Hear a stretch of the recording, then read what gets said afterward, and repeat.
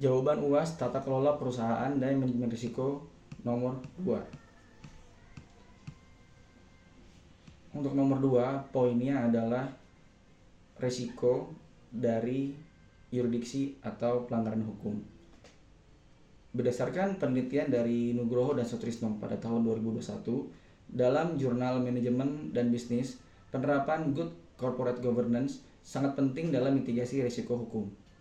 Karena transparansi dan akuntabilitas dapat mengurangi potensi sengketa hukum dan meningkatkan kepercayaan stakeholder terhadap perusahaan. Risiko hukum yang disebabkan oleh ketidakpatuhan terhadap peraturan perundang-undangan dan kelemahan aspek yuridis dapat berpengaruh signifikan terhadap kelangsungan operasi suatu perusahaan. Oleh karena itu, penting bagi kita untuk memahami proses identifikasi risiko hukum dengan pendekatan GCG guna memastikan perusahaan kita tetap dapat menjalankan kegiatan usaha secara efektif dan tentunya bertanggung jawab. Sebagai direksi utama, berikut adalah langkah-langkah konkret yang bisa saya lakukan untuk memitigasi risiko tersebut.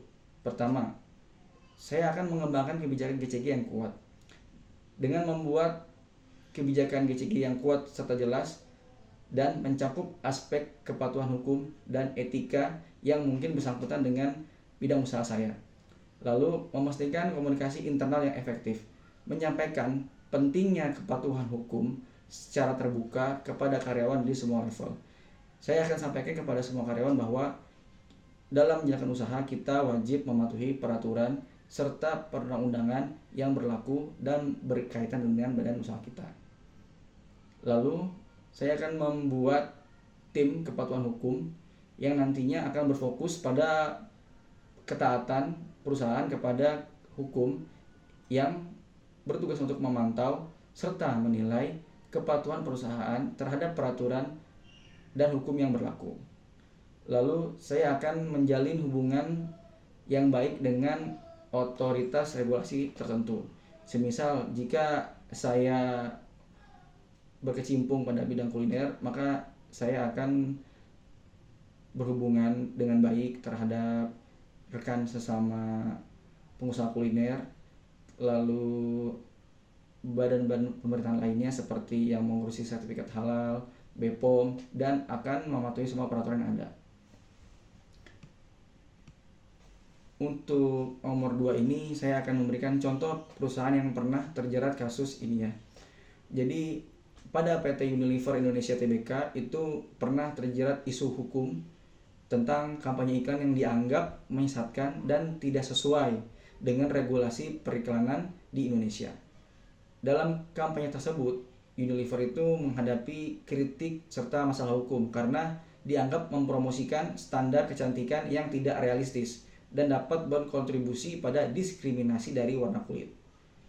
Kritikus menganggap bahwa iklan-iklan tersebut menyebarkan pesan secara tersirat bahwa kulit yang lebih cerah, lebih putih itu lebih baik dan lebih indah dibanding kulit yang gelap.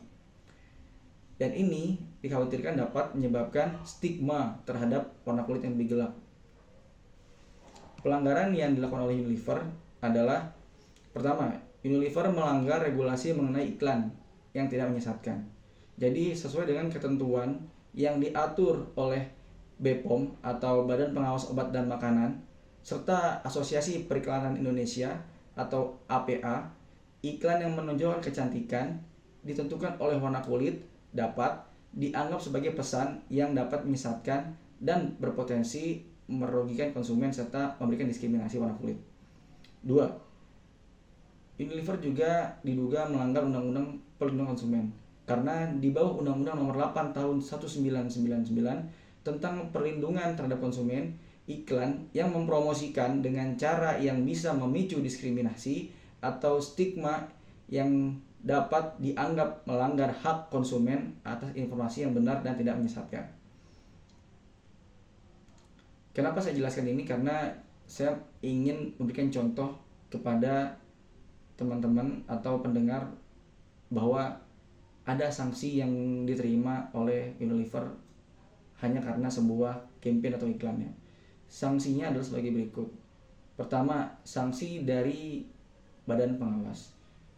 Unilever itu menerima sanksi dari Badan Pengawas Persaingan Usaha atau KPPU dan harus melakukan perubahan pada praktik periklanan mereka. Lalu Unilever juga menerima konsekuensi harus membuat perubahan pada strategi pemasaran.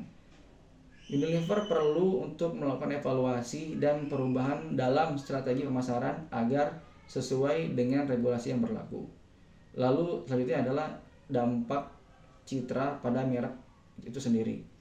Isu ini akhirnya mempengaruhi citra merek meskipun Unilever memiliki langkah yang cepat untuk memperbaiki reputasi mereka. Jadi pentingnya bagi kita selaku direksi untuk menentukan bagaimana promosi yang baik ya.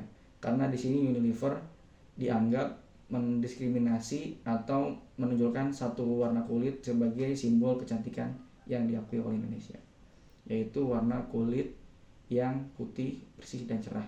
Itu diduga mendiskriminasi teman-teman kita, saudara-saudara kita yang punya warna lebih gelap.